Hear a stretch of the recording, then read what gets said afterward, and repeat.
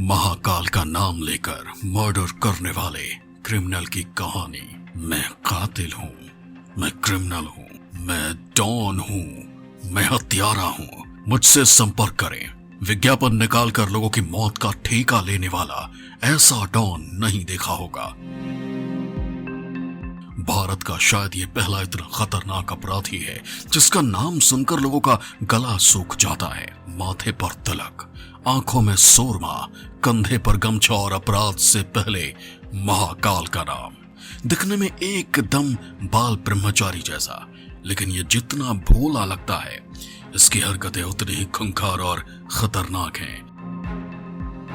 साल की उम्र में ही अपने गैंग बनाकर उसका सरदार बन गया। राह चलते लोगों पर गोली चला देता। डर और खौफ इसके आसपास भी नहीं टिकते थे। यहां तक कि माएं अपने बच्चों से कहने लगी थी कि बेटा सो जा, नहीं तो दुर्लभ कश्यप आ जाएगा।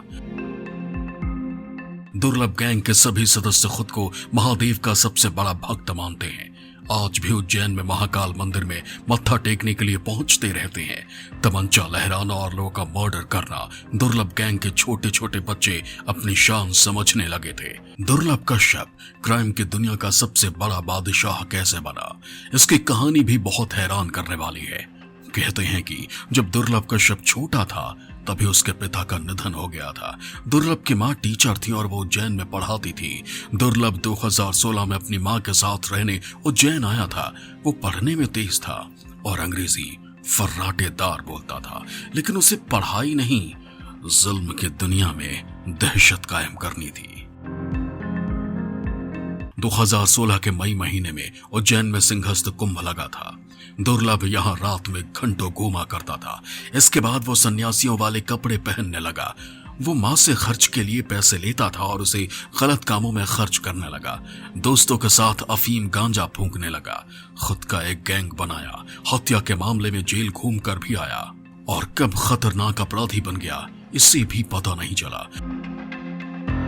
दुर्लभ कश्यप 2017 में 17 साल का हो गया था जब एक दिन फेसबुक पर एक पोस्ट डाली जिसमें उसने लिखा, मैं कातिल हूं, मैं क्रिमिनल हूं, बदमाश हूं, मुझसे संपर्क करिए। इसके बाद तो मध्य प्रदेश में तहलका मच गया। ये पहला ऐसा बदमाश था जिसने इस तरह का इश्तिहार निकाला। कहा जाता है कि दुर्लभ गैंग ने एक अलग से ऐसी टीम बनाई थी जो सोशल मीडिया पर दहशत वाले पोस्टर लिखकर उसे वायरल करती थी। उधर पुलिस इस गैंग के पीछे लगी हुई थी। अक्टूबर 2018 में पुलिस ने दुर्लभ गैंग के 36 लोगों को दबोच लिया। इस दौरान दुर्लभ भी पकड़ा गया, लेकिन नाबालिग होने के कारण उसे बाल सुधार गृह में भेज दिया गया। लगभग 1 साल तक दुर्लभ भैरवगढ़ की जेल में रहा। इस दौरान कई गैंग उज्जैन में पनप रहे थे और जेल के बाहर दुर्लभ के दुश्मन भी उसका इंतजार कर रहे थे। जिस IPS अधिकारी सचिन आदुलकर ने उसे गिरफ्तार किया था, उन्होंने भी नसीहत दी थी कि बाहर तुम्हारी उम्र से ज्यादा तुम्हारे दुश्मन हैं।